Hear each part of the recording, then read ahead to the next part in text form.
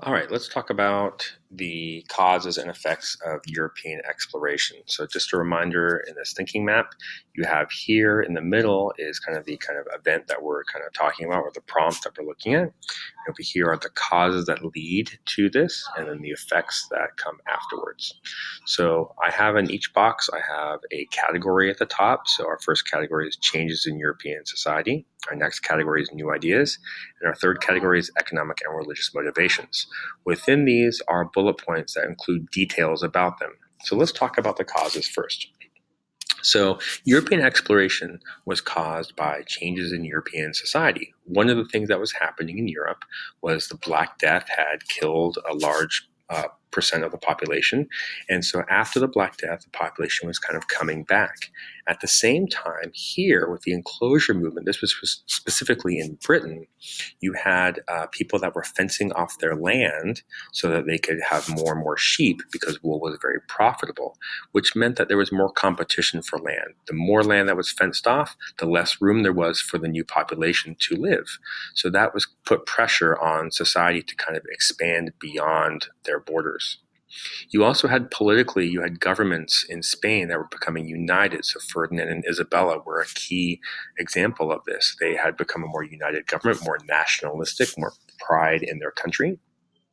And then finally, we had in this changes in Europe, we have the mercantilistic system, which is mercantilism is when you have countries that are all competing for wealth, and they believe there's only a certain amount of wealth in the world, so it's kind of a race between the countries to see who could get the most wealth.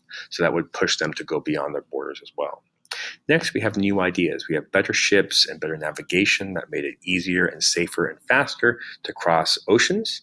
Mercantilism, again, is a new economic idea, and I've explained that above here. And then you also have religious ideas. You have the English Reformation, which kind of set up the Church of England and split England away from the Catholic Church, and the Protestant Reformation as well with Martin Luther. So you have these kind of religious ideas that kind of, again, kind of broke Europe apart a little bit. Our final category for the causes is economic and religious motivations. So one of the reasons for European exploration was this desire for silver and gold, especially once Columbus and Cortez and others from Spain had landed in the Americas, particularly in Mexico. So Spain was getting a lot of wealth, and because of mercantilism, countries like Britain didn't want Spain to get all the wealth, so they started to explore. And then also you have this religious motivation of spreading Christianity, specifically Catholicism, by the Spanish. They were strong, Ferdinand and Isabella were strong believers in Catholicism and were looking to try and spread their religion to the rest of the world. So those are all causes here. Now you can put things in different categories, like you might put the enclosure movement even in new ideas, but I put it in changes in European society because they all kind of group together. So you have to figure out of these categories, which category was the most important one and why was that? Okay. All right, let's move on to the effects. So the effects here are the Columbian Exchange, social changes, and economic changes. So the Columbian Exchange is a really important idea. The Columbian Exchange is named after Christopher Columbus, and it represents how Europe and the Americas exchanged goods after Columbus arrived.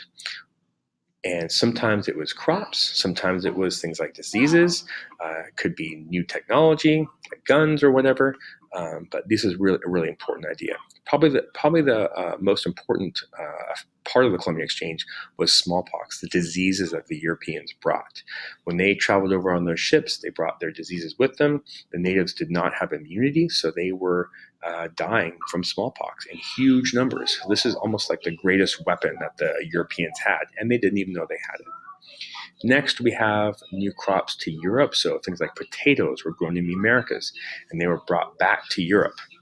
And that's important because these crops could feed livestock and people and feed the growing population and also allow it to grow even more. So social changes here, so changes in society, these are focused on what's happening in the Americas. So there was intermarriage between the Spanish and the natives, creating a brand new social class, the mestizos. Right? So you had the Spanish on top, you had the mestizos below, and then you have the natives at the bottom in terms of a kind of a social pyramid in the Americas. That was a big effect because that the top two groups, the Spanish and the Mestizos, didn't exist prior to Europeans arriving. Also, the Spanish used the natives as slave labor as part of the encomienda system.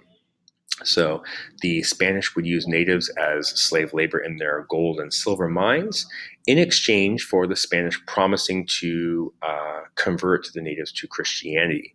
So the Spanish government gave them permission to use the natives as slaves if they converted them to Christianity. And as you can imagine, they forced that to happen. It wasn't like the natives are willingly converting.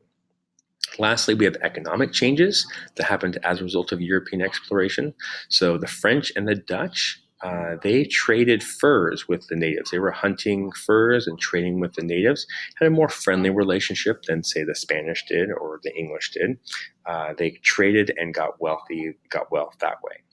And then the Spanish, they increased their wealth and they became the most wealthy country because they were exporting huge amounts of gold and silver and uh, bringing it back to Spain from the Americas. Okay, so when you look at these effects, you have to think about, of these categories, which was the most important kind of category of effects that happened as a result of European exploration.